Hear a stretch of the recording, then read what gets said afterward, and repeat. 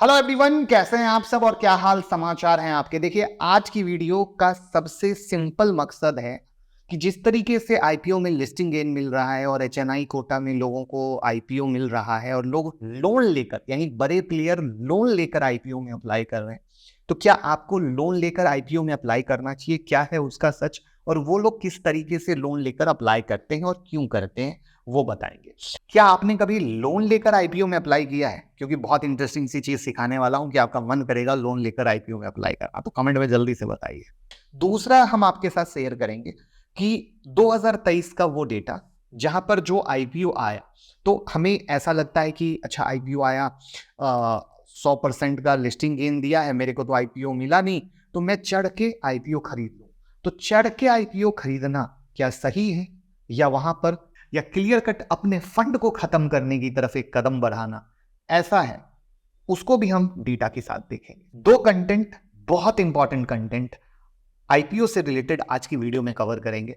Last तक देखिएगा, बहुत लर्निंग मिलेगी जिससे आपका आईपीओ के प्रति कंप्लीट विजन हो जाएगा। और साथ में आईपीओ पे टैक्स कैसे देना है वो वीडियो लाइव हो चुकी है, उसको देख लीजिएगा। उम्मीद करते हैं कि टेलीग्राम और व्हाट्सएप चैनल में जिस तरीके से clear cut conviction Nifty bank Nifty में हम आपके साथ शेयर कर रहे थे कि ब्रेकआउट इस तरीके से हुआ है 19,875 और 20,250 के ऊपर, वहीं पर बीजेपी की गवर्नमेंट साथ में एफआईआई की बाइंग के साथ जो कन्विक्शन, जो पॉइंट हमने शेयर किए थे जहां से फाइनेंशियल सेक्टर में पैसा बन सकता है, लार्ज कैप शेयर में पैसा बन सकता है, तो आप भी अगर इसी तरीके से इंट्राडे, स्विंग, पोजिशनल सब कुछ सीखकर खुद का डिसीजन लेना चाहते हैं तो 10 दिसंबर की stock market master class join कीजिए, जहां पर आप भी जब सीख जाएंगे तो बिंदास इसी तरीके से जो मार्केट में बड़ी रैली हुई है, जो हम आपको पहले से बता रहे थे, वो आप खुद से पकड़कर अपनी पोजीशन को बनाएंगे। क्योंकि बहुत सारे लोग इस लंबी रैली का मजा नहीं ले पाए होंगे, क्योंकि या तो गैप अप खुल रहा है तो वो डर के मारे खरीद ना पाए होंगे, या मुनाफा दिख रहा होगा तो 50 पॉइंट में निकल गए होंगे। लेकिन जब ये लर्निंग रहती है, नहीं कैसे पोजीशन पकड़ के पैसा बनाया जाता है, तब मिलता है रियल मजा। और वो मजा से आप कैश फ्यूचर ऑप्शन कहीं भी ट्रेड कर सकते हैं। तो कॉल कीजिए 9708094321 पे, जहाँ पे लिमिटेड सीट अवेलेबल है, क्योंकि हमें रिवीजन क्लास देना पड़ता है, हैंड होल्डिंग देना पड़ता है, मेंटोरशिप देना पड़ता है, स्टडी मटेरियल देते हैं, स्क्रीनर देते हैं, ट्रेडिंग जनरल देते हैं, बहुत सारी चीज़ें हैं। तो बस कॉल कीजिए और सीखना शुरू कीजिए जिससे पैसे आने शुरू हो जाए। अगर हम लोग थोड़ा सा बैकफ्लैश में जाएं और सबसे बड़े बज की तरफ बात करें, तो आईपीओ मार्केट में एक पीएसयू फाइनेंस कंपनी, एक टाटा कंपनी, एक पेन की कंपनी और एक तेल रिफाइनरी कंपनी का आईपीओ खुला और पूरा मार्केट में बवाल मच गया। बवाल का सेंस ये है कि अगर एडा की बात करें तो इशू साइज 2151 करोड़ का इशू साइज था, टाटा टेक का 3043 का था, फ्लेयर राइटिंग का 593 का और गांधार ऑयल का 501 का और स्टेट बैंक का 1092 करोड़ का इशू साइज था। जहां पर अगर नंबर ऑफ सब्सक्राइब टाइम में देखोगे तो एडा का 38.8, टाटा टेक का 69.4 जो रिकॉर्ड बना, फ्लेयर राइटिंग का 46.7, गांधार ऑयल का 64.1 और स्टेट बैंक का 2.2 टाइम था। बहुत धमाका रिस्पॉन्स, धमाके तरीके से लोगों ने पैसा भी लगाया। इन आईपीओ को लेकर इन्वेस्टर का रुझान ऐसा था कि इन चारों आईपीओ ने 2.5 लाख करोड़ रुपए जुटा लिए, जो आईपीओ मार्केट में अब तक का किसी एक हफ्ते का सबसे अधिक कलेक्शन है। दिलचस्प यह है कि इंडस्ट्री के अनुमान के मुताबिक 62,000 से अधिक बोली यानी 25% हाई नेटवर्थ इंडिविजुअल यानी एचएनआई ने लोन लेकर आईपीओ में पैसा लगाया। ध्यान से, अब आप सरप्राइज होंगे, लोन लेकर आईपीओ अप्लाई?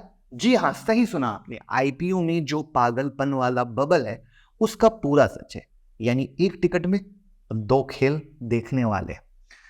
और लास्ट की समरी को बिल्कुल मिस मत करना, क्योंकि वही होने वाली है सबसे बड़ी। तो पहले जानते हैं लोन की कहानी। वीडियो को लाइक कर दीजिए, बहुत मोटिवेशन मिलता है और कंटेंट जबरदस्त बनाते हैं। एक बिग गुड न्यूज़ है कि हम आपके लिए एक फ्री ट्रेडिंग स्ट्रेटजी बनाए हैं जो इंट्राडे और स्विंग दोनों में काम करती है। लाइव प्रूफ, लाइव रिजल्ट के साथ आपको वहां पर वीडियो में दिखाया गया है। तो अगर वो वीडियो फ्री स्ट्रेटजी की चाहिए तो गूगल फॉर्म का लिंक डिस्क्रिप्शन में है। अगर आप वो भरेंगे तो हमारी टीम आपको वो लिंक दे देगी। तो डिस्क्रिप्शन में जाइए, गूगल फॉर्म भरिए, जिससे कि हमारी टीम आपको वो लिंक दे सके। अब देखिए, आपके सामने स्क्रीन पे आपको डेटा दिख गया फ्लेयर राइटिंग का, जहां पर 593 करोड़ का साइज था, सब्सक्रिप्शन तो ऑलरेडी आपको मैंने बताई चुका है, स्क्रीन पे फिर भी दिख रहा है। बिग एनआईआई जानते हैं, तो बिग एनआईआई का मतलब हो गया नॉन इंस्टीट्यूशनल इन्वेस्टर। इनका एप्लीकेशन अप्रोक्स 17,537 और number of leverage back application थे 4,384, यानी लिवरेज बैक यानी लोन वाली कहानी। वहां पर गांधार ऑयल रिफाइनिंग का 501 करोड़ का साइज था। टोटल सब्सक्रिप्शन 65.63 टाइम्स का था। बिग एनआईआई एप्लीकेशन 25,140 का था। अगर हम लिवरेज वाली कहानी में जाते हैं तो 6,285 की लिवरेज बैक्ड एप्लीकेशन थी। टाटा टेक में आते हैं तो 3,043 करोड़ के साइज का आईपीओ था। 69.43 टाइम्स सब्सक्रिप्शन हुए थे। वहां पर बिग एनआईआई एप्लीकेशन थे 1,52,053, लेकिन अगर अगेन लिवरेज बैक्ड एप्लीकेशन देखते हैं तो 38,013 था। और ईडा पे आते हैं तो 2,150 करोड़ का साइज था। टोटल सब्सक्रिप्शन टाइम्स 38.8 था। बिग एनआईआई एप्लीकेशन 53,475 था और number of leverage backed application देखते हैं तो 13,369 था।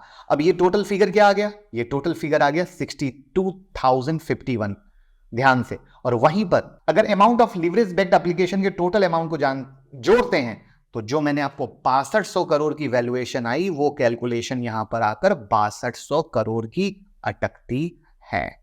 तो आईपीओ में इन्वेस्टमेंट के लिए नॉन इंस्टीट्यूशनल इन्वेस्टर कौन हो गए? एचएनआई की कैटेगरी में आ गए। उसके भी दो हिस्से हैं। सेबी के नियम के मुताबिक एचएनआई स्मॉल और बिग, ये दो कैटेगरी आ गई। अब इसको एक एग्जांपल से समझ लेते हैं। तो यहां पर मैंने डेटा डाला है कि जहां पे आपको स्मॉल एचएनआई और बिग एचएनआई किस तरीके से टाटा टेक में अप्लाई कर सकते हैं वो स्क्रीन पर दिख रहा है और उनका अमाउंट दिख रहा है। स्मॉल एचएनआई में क्या था? 9,90,000 तक का मैक्सिमम अमाउंट और मिनिमम अमाउंट 2,10,000 का, लेकिन बिग एचएनआई में 10,05,000 से ये अमाउंट शुरू होता है। ध्यान से समझिएगा। तो यहां पर इससे ये क्लियर हो गया आपको कि किस तरीके से कैटेगरी बट रही है। और एचएनआई कैटेगरी में क्या हो रहा है? लोन लेकर इन्वेस्ट हो रहा है। लेकिन रिटेल भाई अभी लोन लेकर आईपीओ में इन्वेस्ट नहीं करते हैं, वो अभी तक मैक्सिमम 2 लाख रुपए तक का इन्वेस्ट करते हैं। अब इनकी कहानी क्या है, क्यों है, सब समझते हैं। तो 4 आईपीओ में बड़े एचएनआई ने 25% जो बोली लगाई लोन के जरिए। अब एक सोर्स के जरिए ये अनुमान है, अनुमान ध्यान से और सोर्स, कि सेबी ने अब एचएनआई कैटेगरी में बोली के वजन के हिसाब से जो शेयर का अलॉटमेंट बंद कर दिया है। तो अधिकतर इन्वेस्टमेंट 10 लाख रुपए से अधिक के लिए बोली नहीं लगाते। ऐसे में एचएनआई के लिए जो एवरेज एप्लीकेशन साइज है 10 लाख रुपए का माना जा रहा है। पहले एचएनआई भारी भरकम यानी 10 लाख से ऊपर का ज्यादा लगाते थे और अलॉटमेंट भी हो जाता था, खूब सारे शेयर मिल जाते थे। फिर सेबी ने ओवर सब्सक्रिप्शन की स्थिति में अनुपातिक अलॉटमेंट का सिस्टम बदलकर लॉटरी सिस्टम कर दिया अप्रैल 2022 से। और सबसे अधिक टाटा टेक और एडा के आईपीओ में लोन लेकर पैसा लगा। इसमें अधिकतर लोन बजाज फाइनेंस और जीएम फाइनेंशियल ने दिया। सोर्स के मुताबिक बजाज फाइनेंस ने दोनों आईपीओ के लिए करीब 10,000 एचएनआई एप्लीकेशन और जीएम फाइनेंशियल ने 9,000 एचएनआई एप्लीकेशन पर लोन मांगा। आईपीओ और क्लाइंट के बेस पर इन ब्याज की दर 13 से 24% होती है। एक नजर में देखने पर लोन रेट अधिक लग रहा है। अब सेबी ने क्या की, लिस्टिंग की समय सीमा क्या की, 6 दिन से घटाकर 3 दिन कर दिया। तो ब्याज तो अभी ज्यादा देना ही नहीं पड़ता है। अधिकतम 1 करोड़ रुपए तक का लोन एक आईपीओ के लिए लिया जा सकता है। एनबीएफसी के लिए ये लिमिट आरबीआई ने फिक्स की है। तो आई होप इससे आप समझ गए हो कि बिग प्लेयर कैसे लोन लेकर पैसा कमा रहे हैं। अब कैसे बता देता हूं। यदि एचएनआई 1 करोड़ मूल्य के लिए अप्लाई करते हैं तो उन्हें 100x ओवर सब्सक्राइब आईपीओ के लिए 1 लाख रुपए का अलॉटमेंट मिला। अब आप सोचेंगे इन एचएनआई ने केवल 1% एलोकेशन के लिए 1.1 लाख करोड़ कैश क्यों लगाए? यहां पर ये लोन लेते हैं और ये लोन बिल्कुल महंगा नहीं पड़ता, क्योंकि एनबीएफसी अपने द्वारा लोन दिए गए पैसे पर केवल 0.1% कमा रहा है। क्योंकि 7 ऑड डेज के लिए 5% ब्याज जो 5% पे मिल रहा है केवल 0.1% बनता है। यानी एक बहुत प्यारा सिस्टम है जहां एनबीएफसी भी कमा रहा है, एचएनआई आईपीओ वाले भी कमा रहे हैं, क्योंकि ये मोस्टली जब श्योर होते हैं कि आईपीओ में लिस्टिंग गेन मिलेगा तभी ऐसा कदम उठाते हैं। अब आप भी ऐसा करने के बारे में सोच रहे हैं तो कमेंट में बताइएगा, क्योंकि यहाँ पर एचएनआई वाले पूरी अच्छी तरीके से सब कुछ जानते हैं, समझते हैं, अवलोकन करते हैं और तब लोन लेकर अप्लाई करते हैं और लिस्टिंग का मजा लेते हैं। जहां पर आप ये समझो कि अगर वो 10 डिसीजन ले रहे हैं तो 7 to 8 टाइम सक्सेसफुल रहते हैं। तो वहां पर अगर रिटेल भाई के पास इतना एजुकेशन है तभी ऐसी सोच में जाना चाहिए, वरना बिल्कुल नहीं जाना चाहिए। तो ये तो बात यहां तक हो गई होगी क्लियर। अब हम आते हैं एक और पॉइंट जो बहुत अहम मुद्दा है, आईपीओ का सबसे बड़ा सच। अगर हम 2023 में 43 आईपीओ आए थे तो 54% आईपीओ क्या है, अपनी इशू प्राइस के नीचे हैं। 2022 में 38 आईपीओ आए थे, 90% इशू प्राइस के नीचे हैं। 2021 में जो आईपीओ आए थे उसमें से 66, उसमें 82% अपने इशू प्राइस के नीचे। आप किस आईपीओ में फंसे हैं कमेंट में बताइएगा। नहीं फंसे हैं तो बहुत अच्छी बात है, लेकिन वहां पर मैंने कुछ डेटा निकाला है 2023 के आईपीओ का। ग्लोबल सरफेस के आईपीओ 140 रुपए का इशू प्राइस अभी 198 पे चल रहा है। उदय शिवा कुमार इंफ्रा 35 का आईपीओ था, अभी 37 पे चल रहा है। एवलॉन टेक 436 का आईपीओ था, 730 तक गया, अभी 500 चल रहा है। यानी जो लिस्टिंग हुई और स्टॉक भागा, लोग चढ़ के लिए वो फंस गए। ध्यान से, मैनकाइंड 1080 में था, 1949 चल रहा है। नेक्सस सेलेक्ट 100 का था, 134 चल रहा है। आईक्यू लाइटिंग 285 का था, 477 तक गया और अभी 339 पर चल रहा है। यानी जिन्होंने भी चढ़ के लिया वो फंस गए। HMA एग्रो 585 का था, 835 तक गया, आज 649 पर है। जिसने भी चढ़ के लिया फंस गए। आइडिया फोर्ज 672 का आईपीओ था, 1343 गया, अभी 799 पे है। जिसने भी चढ़ के लिया फंस गए। साइंट DLM 265 का था, 778 तक गया, अभी 658 पर है। जिसने भी चढ़ के लिया फंस गए। नेटवेब टेक्नोलॉजी 500 का आईपीओ था, 942 तक गया, उसके बाद 738 का लो मारा। अगर किसी ने हाई पे लिया तो फंस गए और अभी 965 पे चल रहा है। तो कहने का मेरा मकसद ये था कि भैया लिस्टिंग गेन होने के बाद थोड़ा टाइम दीजिए, क्योंकि खुद जो हमारी सेबी की चेयरपर्सन है वो कहती हैं कि कुछ ऐसा मैकेनिज्म है जहां पर करेक्ट प्राइस देना मुश्किल है। वहां पर बिग प्लेयर तो आईपीओ से पहले खरीद लेते हैं, बट आप जैसे रिटेल प्लेयर अगर आपको नहीं समझ आ रहा है, नहीं लिस्टिंग गेन हो रहा है, तो उसको लिस्ट होने दीजिए, कंपनी को एडजस्ट होने दीजिए, 1-2 क्वार्टर के रिजल्ट देखिए और तब जाकर डिसीजन लीजिए। और जल्दी से आप उनकी वीडियो को भी ध्यान से सुन लीजिए।